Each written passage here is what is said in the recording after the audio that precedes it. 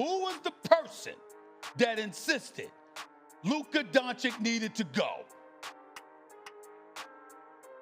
Stephen A., it was Nico Harrison. It was Nico Harrison's decision. It was Nico Harrison's pitch. It was Nico Harrison's idea to trade Luka Dončić. But, of course, any move that gets made, Stephen A., you know, if a general manager at any level is making a trade, it is with the blessing and the sign-off of ownership as well. Listen, you're Nico Harrison, February 1st, 2025. You just traded away a 25-year-old generational talent who led your team to the NBA Finals. You got back a 31-year-old injury-prone big man in return. 9 months later, you're fired.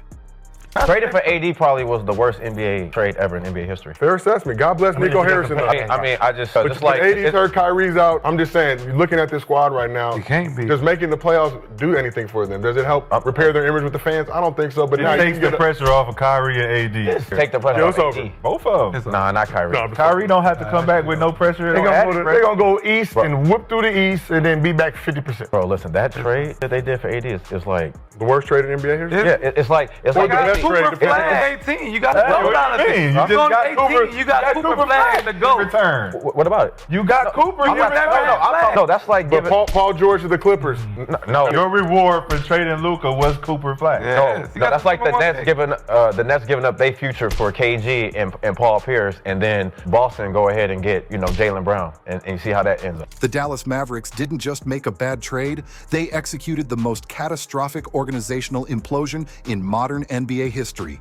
Death threats, protests, a literal funeral for the franchise Fire Nico chants at every single game for 9 straight months. And when the Mavericks started 3-8 with the worst offense in NBA history, ownership finally pulled the trigger. This is how one decision destroyed everything. So this happened now because the Mavericks are in a tailspin, Stephen A. And when you trade away Luka Dončić, a player in his prime, 25 years old, 5 straight All-NBA first teams, and you go get Anthony Davis, and you've set a 2 to 3, 4-year window for you to win a championship. You say only time will tell if I'm right.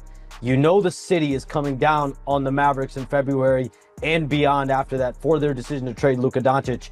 You have championship expectations, and even in April, after the Mavericks lost Kyrie Irving with a torn ACL, Nico Harrison said, we'll be back next season and we'll be competing for a championship. Before we break down this absolute disaster, hit that subscribe button right now. Just subscribe and turn on notifications. He is here today, averaging 40, 11, and 9. 40, 11, and 9, looks slimmer, looks in shape. Lakers are number 2 seed in the West, although it's very, very early. What is it like for you, Mark Cuban, right now, seeing Luka do this in a different uniform? I mean, I'm happy for Luka because he's a great guy. I mean, he's just a really special human being. His family's great, his dad. It's painful, as a Mavs fan and as somebody who, potentially if I would have done a better job of just defining my role in advance, might not have happened, and so it hurts me. I know it kills Mavs fans everywhere, but I'm happy for Luka. Let me set the scene of what went down. February 1st, 2025. Reports suggest Nico Harrison reached out to Lakers GM Rob Pelinka, his longtime friend. They supposedly met in secret. And Harrison asked if Pelinka wanted Luka Dončić. Pelinka thought he was joking, but he wasn't. The deal: Luka Dončić, Maxi Kleber, and Markieff Morris to the Lakers for Anthony Davis, Max Christie, and a single 2029 first-round pick. CBS Sports' Brad Botkin gave the Lakers an A+ and the Mavericks an F, writing, "You can't trade Luka Dončić, not unless your hand is forced." ESPN's Tim McMahon reportedly spoke with NBA executives who said you cannot trade a generational talent at 25 years old unless the guy forces his way out. The Mavericks were in position to sign Luka to a 5-year, $350 million contract this summer. If you have a 25-year-old who you can get under contract for 5 years at $350 million, who's been All-NBA 5 times, first-team All-NBA 5 times, that's typically, in the history of the NBA, a no-brainer situation. There's not a stress. But here's what makes this insane. Multiple sources indicated Luka never asked out. Mark Steen confirmed Luka Dončić did not request a trade. So why did Harrison do it? His explanation? I believe that defense wins championships. That was it. He apparently thought Anthony Davis's defense would fix everything. The fan reaction was nuclear. Season ticket renewals dropped to 75 to 80%. Fans supposedly canceled subscriptions in droves. Protests erupted outside the arena. Billboards calling for Harrison's firing went up across Dallas. Even Governor Greg Abbott publicly questioned the trade. One thing became crystal clear. Mavericks fans wanted blood. Remember Harrison's defense wins championships philosophy? Let me tell you how that worked out. Anthony Davis reportedly showed up to training camp out of shape. Then, injuries. Immediately. In his first weeks as a Maverick, Davis left multiple games early with injuries. Reports suggest he never played 5 consecutive games in a Dallas uniform. Through roughly half a season, Davis apparently played only 14 complete games. This is what you traded Luka for? But the nightmare was just beginning. Kyrie Irving, Dallas's other star, suffered a torn ACL shortly after the trade. He hasn't suited up this season, not once. Klay Thompson, the Hall of Famer they brought in on a 3-year, $50 million deal? He's reportedly shooting so poorly, the Mavericks benched him. Sources suggest they're actively shopping him in trade talks. And Cooper Flagg, the generational prospect they won in the lottery with 1.8% odds? Jason Kidd allegedly played him out of position as a point guard for multiple games.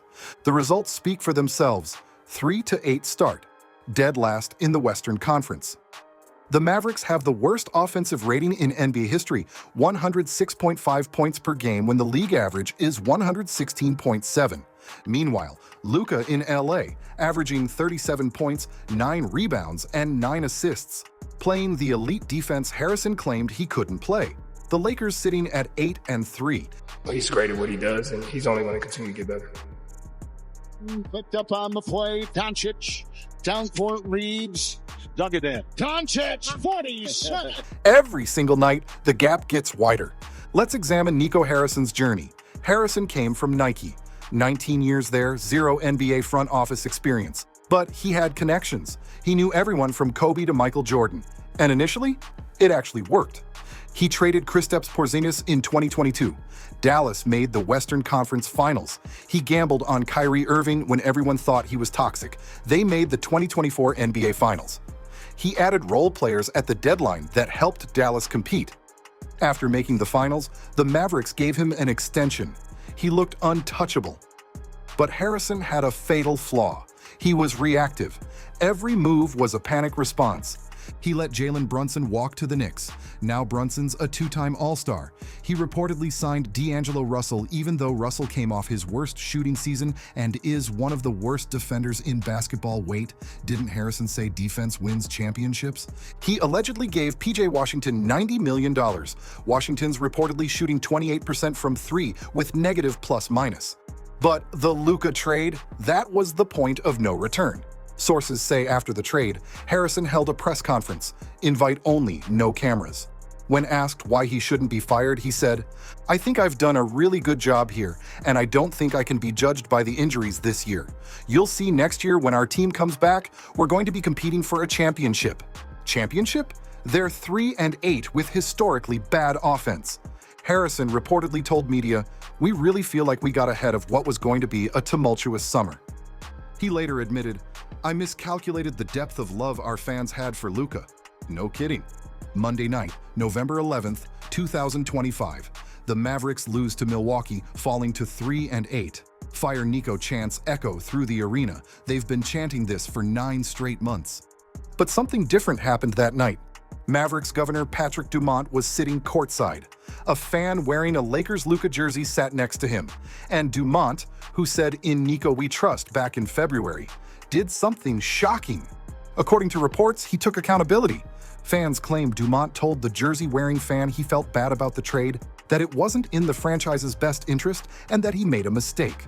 Less than 24 hours later, reports emerged that Nico Harrison had been fired. Why shouldn't you be fired? Well, one, I think I've done a really good job here, and I don't think I can be judged by the injuries this year. You have to judge from totality, from beginning to end. And so I think I have a really good working relationship with Patrick. I think you add in Rick, the leadership that we have is really elite. And you'll see next year when our team comes back, we're going to be competing for a championship. ESPN's Brian Windhorst said Harrison's firing had become inevitable, citing the chaos surrounding the organization. The announcement came at 10 a.m. Central on Tuesday. Assistant GMs Michael Finley and Matt Riccardi were named co-interim general managers. But Mavericks fans aren't celebrating. They're broken. The damage runs deep. Some fans are even asking if Mark Cuban can buy the team back. So where do the Mavericks go from here? They have Cooper Flagg, an 18-year-old who dominated at Duke, a consensus All-American National Player of the Year, the second youngest #1 pick behind LeBron. Through his first games, Flagg's reportedly averaging solid numbers. He just allegedly dropped 26 points against the Bucks, going OT Giannis in crunch time. The kid has talent, but this roster makes no sense. A 35-year-old Klay Thompson who's declining. A 31-year-old Anthony Davis who can't stay healthy. Kyrie Irving, who won't play until January. D'Angelo Russell, who allegedly can't defend. And then you have Flagg at 18 years old. Ben Rohrbach wrote, "The Mavericks fired Harrison because they did not want him in charge of their future, and their future is Flagg." That's the blueprint some are suggesting. Trade Anthony Davis while his value exists. Move on from Klay. Keep Kyrie as the veteran. Build around Flagg and youth. But can they do it? Can this organization, which allegedly just executed one of the worst trades in history, actually make smart decisions?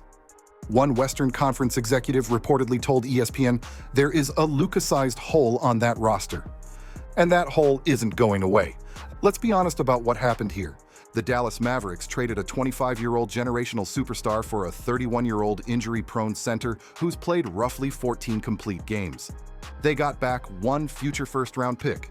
Reports suggest the Lakers could have offered Austin Reeves multiple picks and swap rights. They kept all of that because Rob Pelinka convinced Harrison that Luka's conditioning was a risk. This wasn't just a questionable trade. Sources suggest this was organizational malpractice. If reports are accurate, Nico Harrison will be remembered as the architect of one of the worst trades in modern NBA history. 283 days after trading Luka, he was allegedly let go. His legacy? Reportedly taking a finals team and turning it into the worst offense in NBA history. And the saddest part? When Luka returned to Dallas as a Laker, he reportedly cried during his tribute video.